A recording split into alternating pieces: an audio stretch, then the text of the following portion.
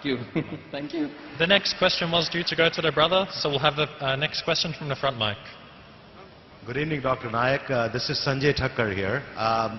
First of all, with all due respect to all my Muslim brothers and sisters here, I'll just rest with two questions. My first question to you, Doctor, is, Islam and the Quran condemns idol worship. Yet, in the Kaaba, people... Now, you had mentioned that one of the 20 misconceptions, first 13 that you had covered, I wasn't here at that time, so I missed it. So that's my first question. My second question to you is, the concept of azan. From what I understand, the concept of azan came many, many decades or centuries back when there was no clock, there were no, way to actually decide what time of the day it is. And the only way people would realize that it's this time of the day for this prayer was based on azan. Now, obviously, that's not the case now. We have clocks and we have... So then why is there azan 5 times a day, even in this day and age? These are my two questions. Brother asked two questions. The first question the brother asked is, which he said it comes in the first 13. It was the 11th most common question or misconception in the mind of the non-Muslim. That if Islam is against idol worship, why do you bow down to the Kaaba when you offer salah? No Muslim ever worships the Kaaba when you offer salah. Kaaba is the Qibla. It is the direction. We Muslims, we believe in unity.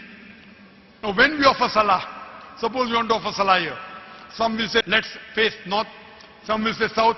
Some will say east. Some will say west. For unity, Allah says in the Quran, Surah Baqarah, that wherever you are, face towards the Kaaba. So Kaaba is the Qibla, it is the direction. So we are facing in that direction, but no one worships the Kaaba. Previously, the Muslims were the first people to do the world map. And Al-Idrusi, in 1954, he drew the world map. North Pole down, South Pole was on top. And Kaaba was in the center. The Western cartographers came and they turned the map upside down. North Pole top, South Pole down. Yet the Kaaba is in the center. So if you are in the north, you face towards the south. If you are in the south, you face towards the north. If you are in the east, you face towards the west. If you are in the west, you face towards the east. Kaaba is at the center. So we pray that as a Qibla, as a direction. No one worships it. Further, when we go for Umrah, or for pilgrimage, or for Hajj, we circumambulate around the Kaaba. You may ask that why do you circumambulate around the Kaaba? Why do you circle around the Kaaba? I do it because of the command from Almighty God and the Prophet.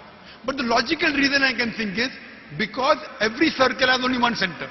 So when we circumambulate around the Kaaba, logically I think we are testifying there's one God.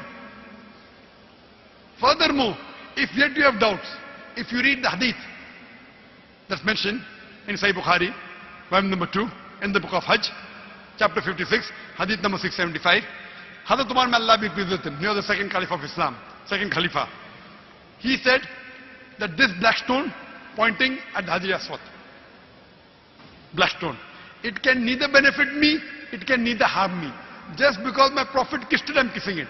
This statement that this black stone can neither harm anyone nor benefit anyone is sufficient to prove that the Muslims don't worship the Kaaba. Furthermore, at the time of the Prophet, there were Sahabas, there were companions of the Prophet who stood on the Kaaba and gave the azan. No idol worshipper will ever stand on the Kaaba and give the azan.